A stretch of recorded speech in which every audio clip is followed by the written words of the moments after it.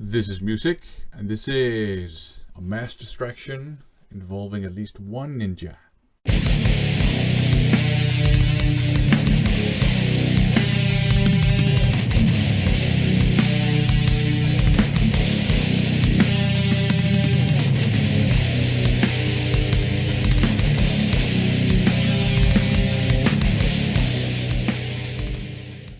Welcome to another First Impressions video. In these videos I share with you my first impressions of the many CDs I've blind bought over the last couple of years.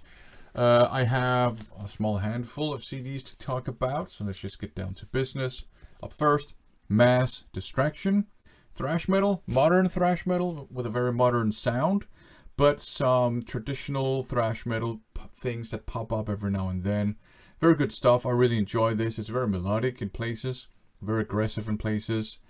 The vocals might be an acquired taste if you're like an old school thrash metal fan, because they do sound a bit inspired by metalcore, to be honest. But that means that maybe if you're a metalcore fan, this could be your portal or gateway or whatever into thrash metal.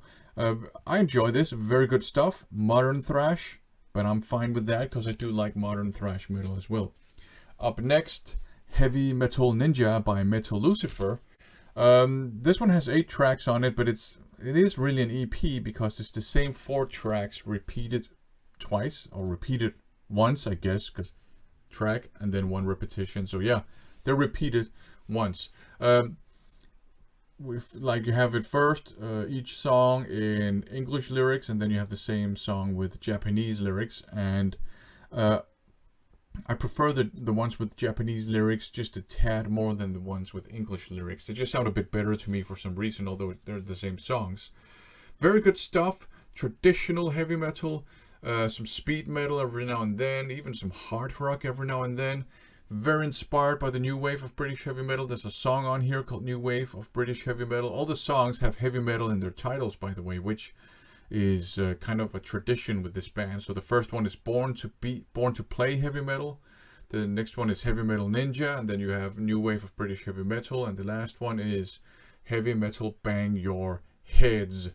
So yeah, very good stuff. Very melodic, more melodic than you might expect.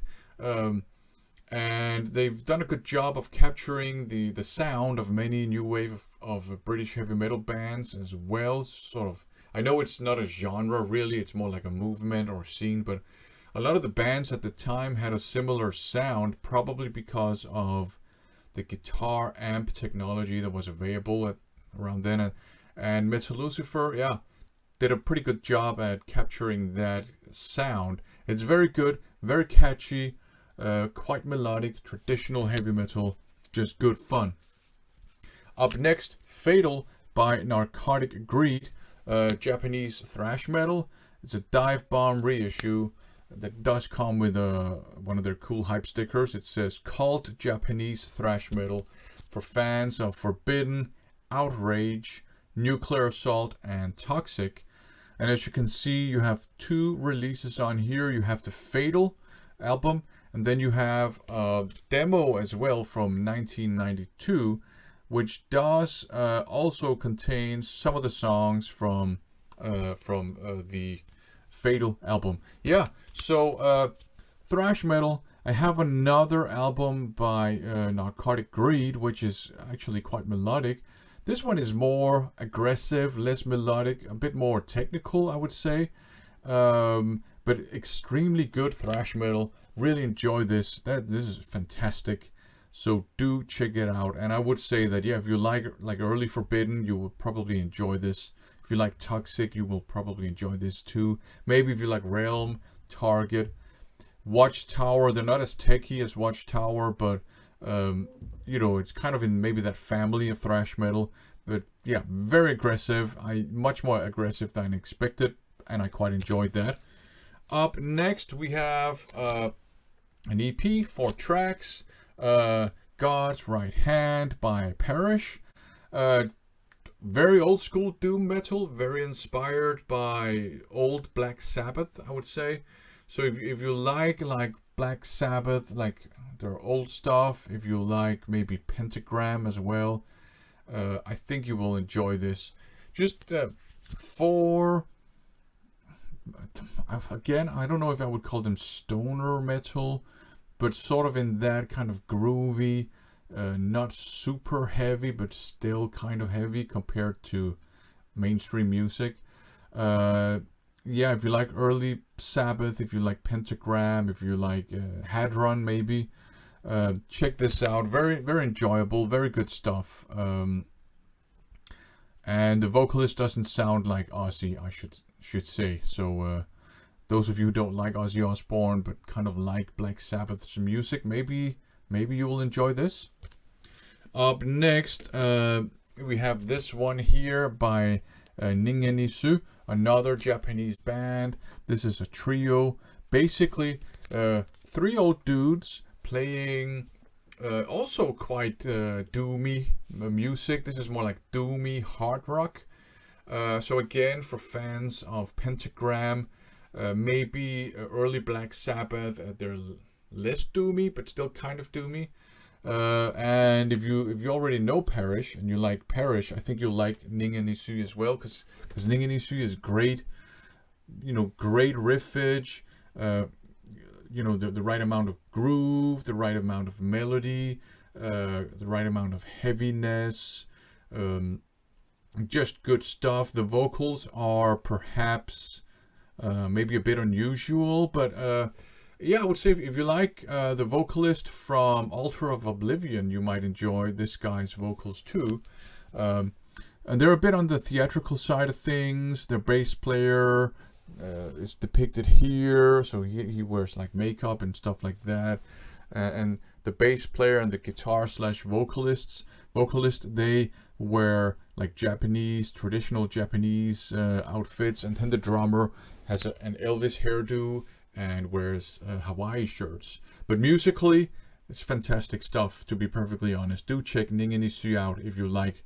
If you like stoner metal and stoner rock, although I would not call it stoner, but it's in that kind of doom, hard rock, doom metal neighborhood. So do check this out. I think this is absolutely awesome. It kicks ass. And up last, Pleonexia, and it's called Break All Chains. Looks like this. This is traditional heavy metal.